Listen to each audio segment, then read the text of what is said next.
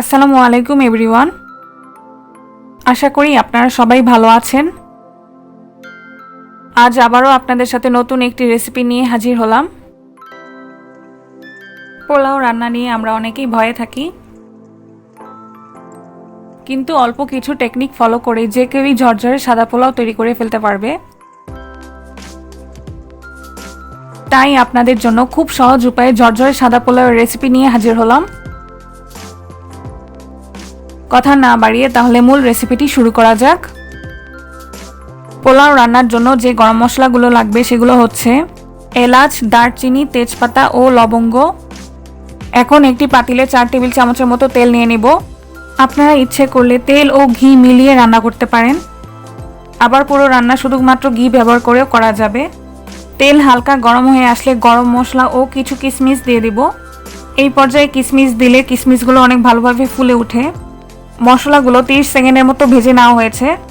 এখন 3 টেবিল স্পুনের মতো পেঁয়াজ কুচি দিয়ে দিব। পেঁয়াজগুলো প্রায় 20 সেকেন্ডের মতো ভেজে নিতে হবে।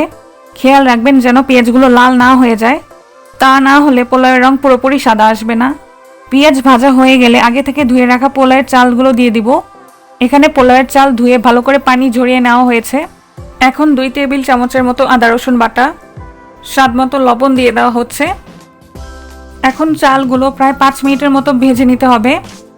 এই পর্যায়ে চুলার আঁচ মিডিয়াম হিটে নিয়ে আসতে হবে, কিন্তু যারা নতুন রাঁধুনি তারা মিডিয়াম থেকে একটু কম হিটে চালগুলো ভেজে নেবেন, তাহলে নিচে লেগে যাওয়া বা পুড়ে যাওয়ার সম্ভাবনা খুব কম থাকবে।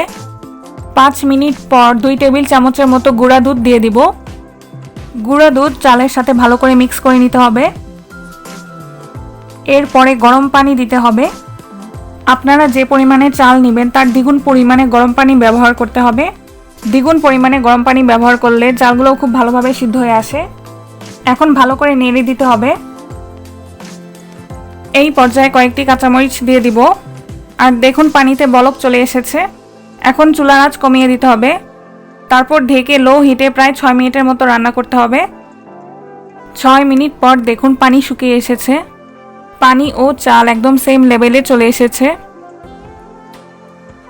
এখন চালগুলো আলতো করে নেড়ে দিতে হবে এবং নিচের চালগুলো উপরে নিয়ে আসতে হবে, তাহলে সবগুলো চাল সমানভাবে সিদ্ধ হবে। নাড়া হয়ে গেলে 1.5 টেবিল চামচের মতো ঘি উপর দিয়ে ছড়িয়ে দিব। তারপর আবারও ঢেকে লো হিটে 14 মিনিটের মতো রান্না করতে হবে। 14 মিনিট পর চালগুলো পুরোপুরি সিদ্ধ হয়ে গেছে। আপনাদের এর চেয়ে কম বেশি সময় লাগতে পারে। এখন আবারও খুব সাবধানে চালগুলো নেড়ে দিতে হবে। তারপর উপর দিয়ে কিছুটা বেরেস্তা ছড়িয়ে দিব। পোলাও রান্না শেষ। এখন পরিবেশনে চলে যাব। পোলাও টমেটোর চাটনি ও হাঁস ভুনার সাথে পরিবেশন করা হয়েছে। এই দুটি রেসিপি ডেসক্রিপশন বক্সে দেওয়া থাকবে।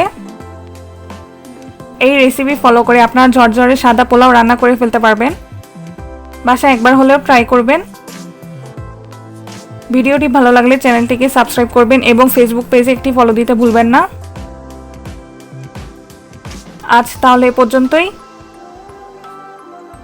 আল্লাহ হাফেজ।